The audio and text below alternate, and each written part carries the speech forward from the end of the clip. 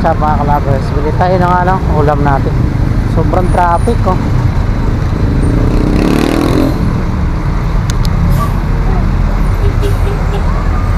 Lakad lang tayo kaya ano, para ma-exercise tayo ng umaga, exercise din ng hapon.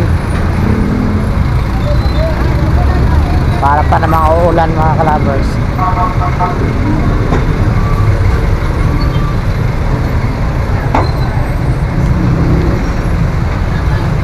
Punta tayo sa ano, tuktok ng Tagumpay. Tuktok daw ng ano, tuktok daw ng Tagumpay.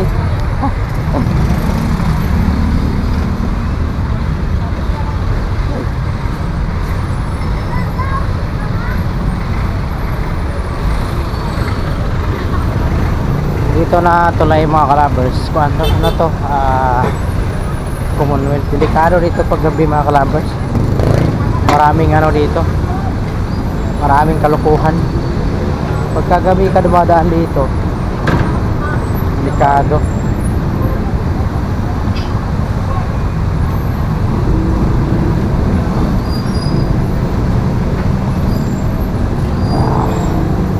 Kapagod talaga pag ano. Yeah. Hindi naman dito sa baba. Lapos lang. Sobrang traffic oh. Sobrang traffic mga kalabers dahil hinuli si ano, Duterte.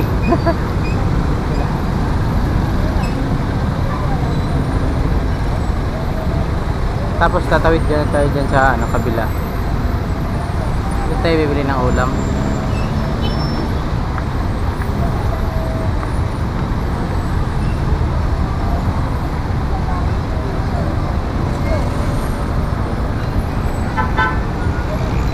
Pero hindi pa natin alam kung anong ulam bibilhin natin mga kalabers, kaya standby muna tayo dito. Hindi naman tayo matraffic dahil bakit card slow na siya? Ibig sabihin mahina yung ano niya, 40 normal.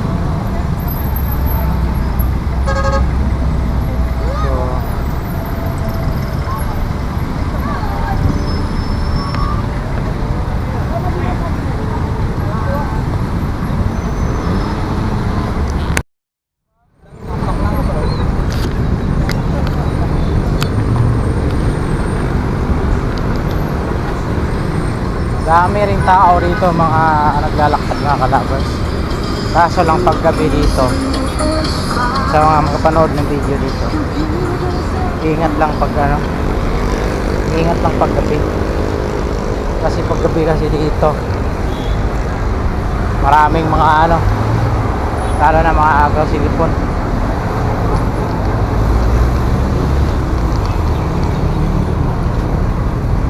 Na makita natin sila. Marami na dito mano kasi na agawan ng cellphone o na hold up. Binag ko lang para ma-aware kayo mga kalabers. Dito tayo bibili ng gulay.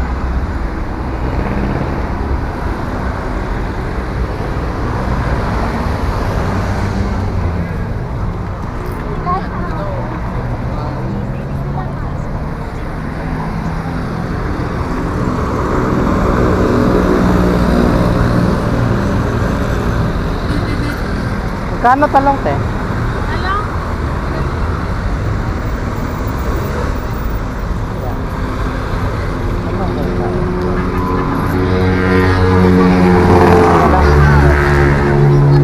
Repolyo na lang.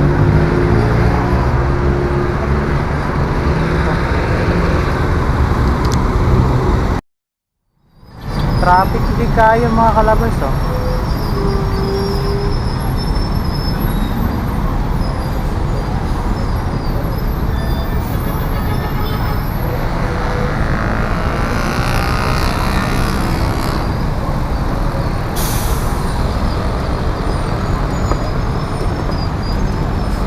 Kabila, walang traffic.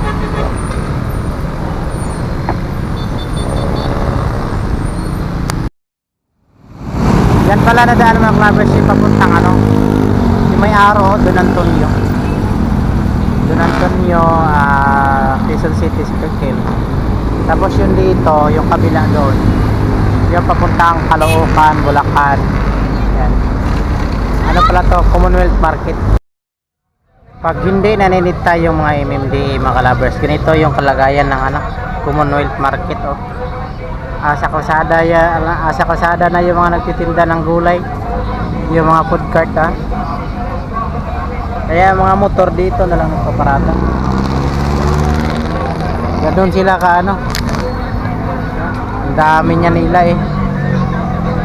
Kaya ano, pinagsisita ng MMDA dahil yung kalsada doon oh, parang ano na lang, 2 lane na lang tuloy. Parang 2 lane na lang natira. Kuha ng ganun sila karami oh, sa dami ng food cart dito. Grabe, Commonwealth na to. Kaya hindi mo rin masisi yung mga MMDA na maninita, yung iba kinukuha yung mga food cart dahil minsan kasi meron din kasi matitigas yung ulo. Lalo na mga ganitong oras mga kalabers, alas 10 na ng tanghali, umaga. Yan, tapos ano yun sila. Pag may MMDA na ano, maninita, tabi mo na yan sila, tago doon sa kabila doon. Tapos ngayon, pagka nawala na, babalik na ulit ito, kaya ito. Kaya mahirap mag ano, lalo na yung mga 4 wheels na gustong bibili ng isda. Nandun lang yan ang market sa taas. Mahirapan din sa parking.